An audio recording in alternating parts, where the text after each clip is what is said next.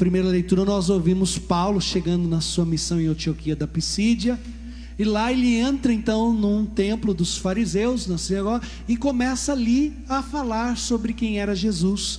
Como que ele vai ganhar a atenção daqueles homens? Retomando o Antigo Testamento.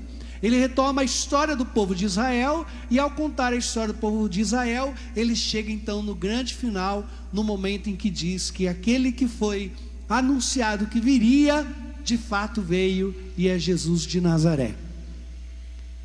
A nossa missão é anunciar Jesus, e muitas vezes nós precisamos fazer isso de maneira eloquente, de maneira com que nós ganhemos a simpatia, entendendo as pessoas. Nós vamos entrando nos lugares, vamos nos fazendo amigos das pessoas, e ali nós vamos apresentando Jesus. A grande missão da igreja, a grande missão do batizado é tornar Jesus conhecido. Você não vai fazer Jesus conhecido e amado se você se der daquele cristão chato, daquele cristão cheio de julgamentos, daquele cristão fechado. Não, você não vai fazer Jesus conhecido e amado se você ficar só pegando no pé dos outros, apontando os problemas, acusando os outros.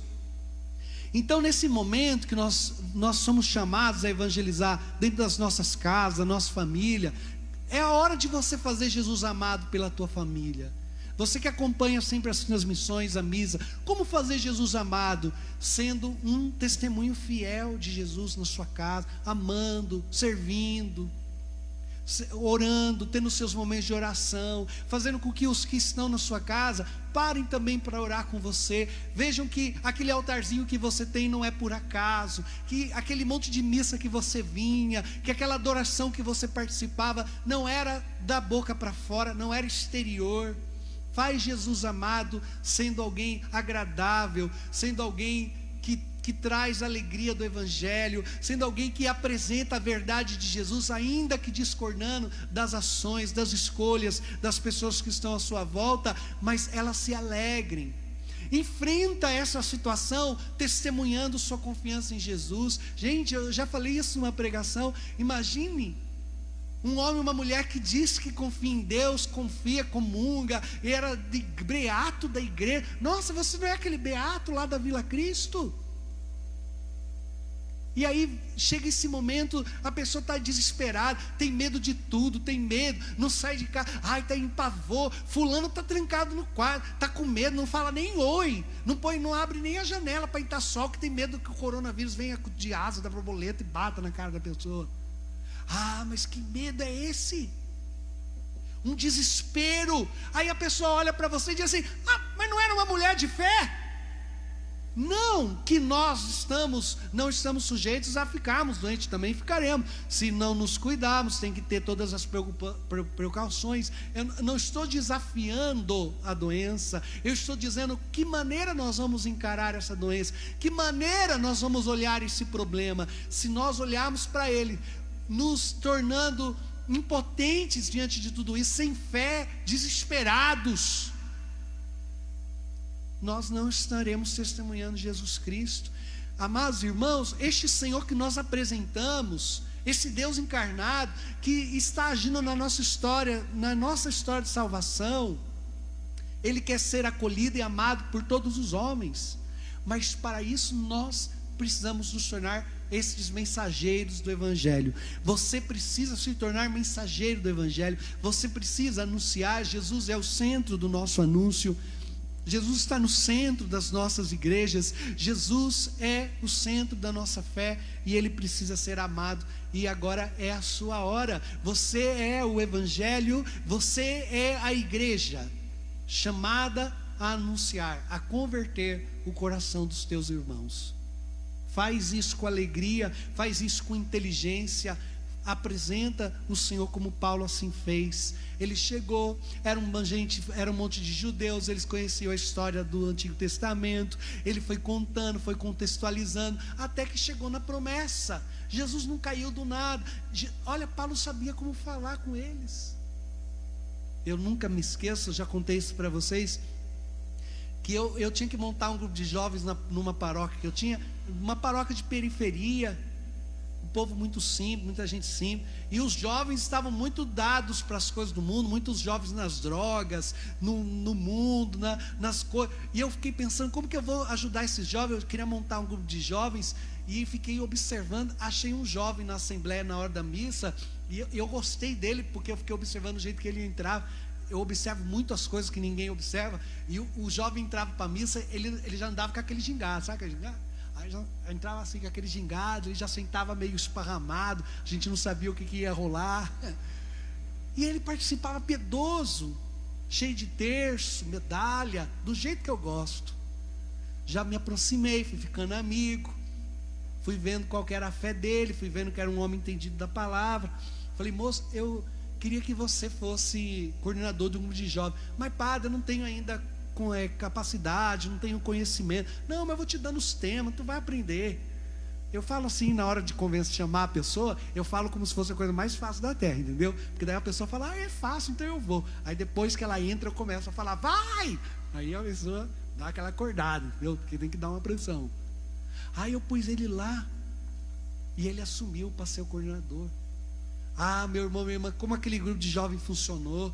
Porque, olha, imagina eu chegando num grupo, numa rodinha de jovens, todos eles lá, com as caras meio que caindo, com tudo lá falando no jeitão dos jovens.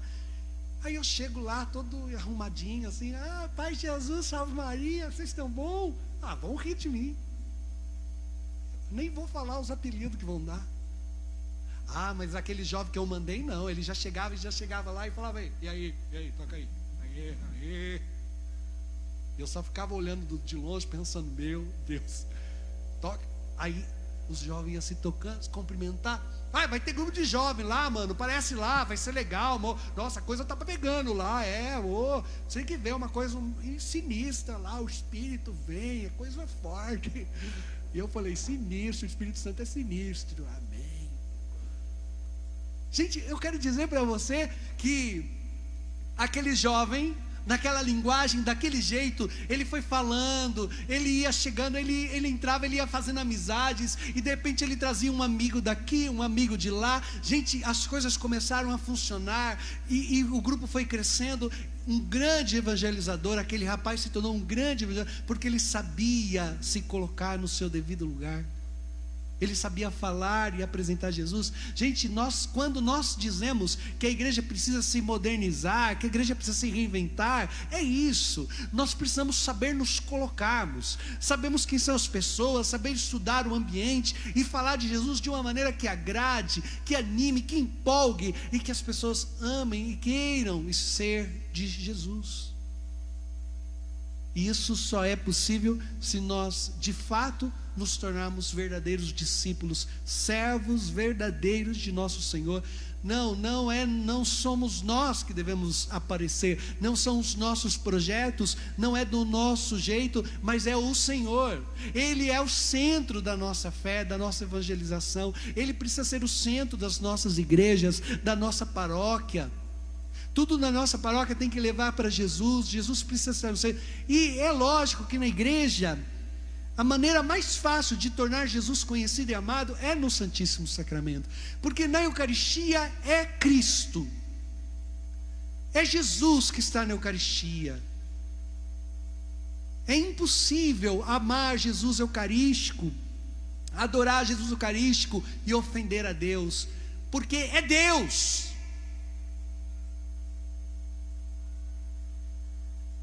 E eu falo para você, meu irmão, minha irmã, que a palavra de Deus hoje nesse evangelho mostra muitas vezes que talvez Jesus ainda não é o centro de muitos corações, de muita vida. Não compreenderam. Primeiro, o servo não é maior do que o seu Senhor. É Jesus que precisa estar à frente, não os nossos projetos, planos pastorais, agendas, grandes projetos, grandes coisas, e não fazemos Jesus conhecido e amado. Algumas vezes é isso que está acontecendo. Segue-se um monte de ritos, de normas, de regras, e não se consegue fazer Jesus amado, porque não o ama. E o Senhor disse que o que me está traindo, presta atenção no Padre, o que está traindo é aquele que come o pão comigo. Gente, Jesus já estava falando de nós. Nosso Senhor Jesus Cristo foi ofendido, foi crucificado, foi negado no tempo que esteve no meio dos homens pelo povo de Israel. Mas ele é muito mais ofendido, negado e ofendido e maltratado hoje, nos tempos em que ele está no meio de nós, no Santíssimo Sacramento. Porque quando a gente faz a Via Sacra, a gente celebra que Jesus caiu 3 vezes. Mas em quantas milhares de santas missas, por muitos anos, nosso Senhor Jesus Cristo, nas espécies sagradas, tem caído milhares de vezes ao chão, e sem nenhum tipo de zelo, de amor, não se dá bola para aquela Eucaristia. Jesus foi traído uma vez por Judas, mas quantos milhares de vezes está sendo traído por nós que comemos deste pão, que não o colocamos no centro de nossas vidas, traído pelos sacerdotes, traídos pela própria igreja, que deixa Jesus prisioneiro nos sacrários, que deixa Jesus de lado, que não o adoram, que não amam, que celebram de qualquer jeito, que não tem zelo eucarístico, que não faz Jesus ser amado pelo seu povo, traído pelos leigos, que coloca o seu grande projeto pastoral acima de estar com Jesus, que troca a Santa Missa. Eu sempre falei muito disso, deixa a Santa Missa para fazer reunião, está tendo missa aqui, está tendo reunião ali. Como, gente? O céu está se dando aqui e a gente está fazendo uma reunião ali. É só se for muito inevitável, só se aquela reunião é seguida de uma outra missa, eu não sei, só se for assim. Mas não dá.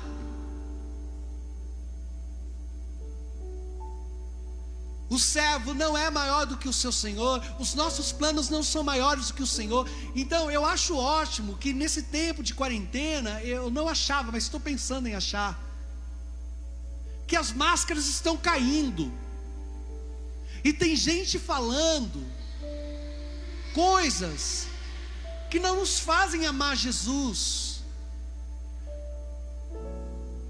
dizendo, mas não precisa, por que o povo está preocupado em comungar, deixa isso para lá, tem que esperar. É lógico que tem que esperar, vai fazer o quê? Vai assaltar a igreja? Vai roubar? Passa o sacrário aí, passa a âmbula que eu vou comer tudo em casa.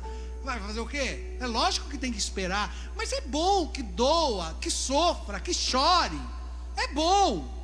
Por quê? Porque entendeu, porque tem entendido, nós precisamos de Jesus. Vai fazer o quê? Chora, não tem problema, chorar é de graça. Pede, não tem problema, não nos ofende.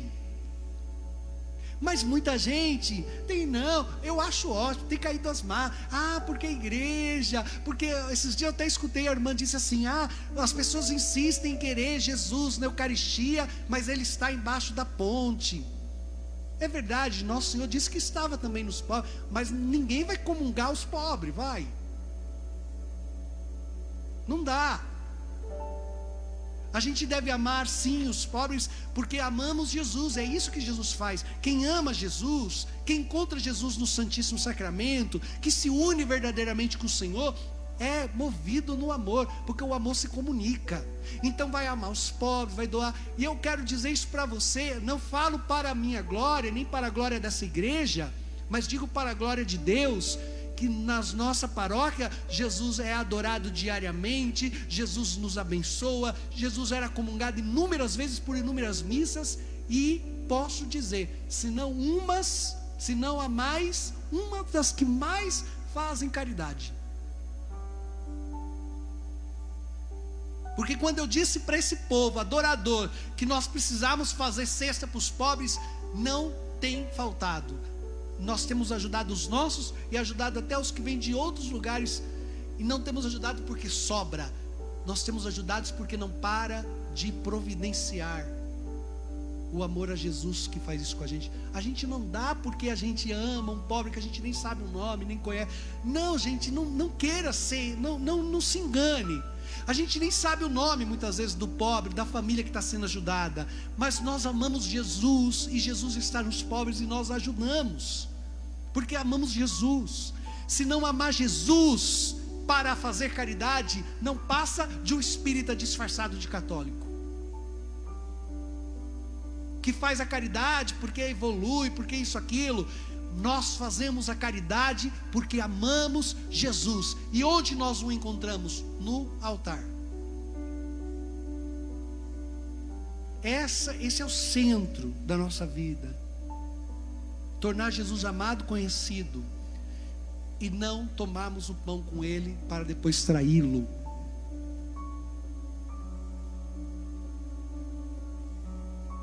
Dizendo que amar Jesus é reduzir o significado da missa, reduzir. Tudo bem, nós não podemos, nós somos igreja, é a igreja que nos dá Jesus. Mas entende, a Eucaristia não é uma representação, não é um teatro. No Santíssimo Sacramento, Jesus hóstia é Deus. Não vamos recebê-lo de qualquer jeito, senão com dignidade e respeito. Se não há uma maneira de fazer agora, ao menos choremos de amor. É o mínimo que o amor pede, saudade. É o mínimo. Mas não sejamos estes que nosso Senhor disse hoje: aquele que vai me trair, toma o pão comigo. Há inúmeras traições ao Senhor que nós também podemos causar com os nossos pecados, com as nossas ofensas diárias. Mas é preciso, amados irmãos, que a verdade toda sempre venha, apareça, né? Que o amor verdadeiro se manifeste para a glória de Deus. E é isso que nós estamos querendo hoje, com essa adoração, com essas 15 de adoração, com essa palavra. Nós queremos receber através da igreja e através do sacramento, receber sinceramente Jesus nas nossas vidas e nos tornarmos almas eucarísticas, não comedores de hóstias, almas eucarísticas, um com Jesus hóstia, um com a igreja de Jesus, e assim fazê-lo amado e conhecido. Amém.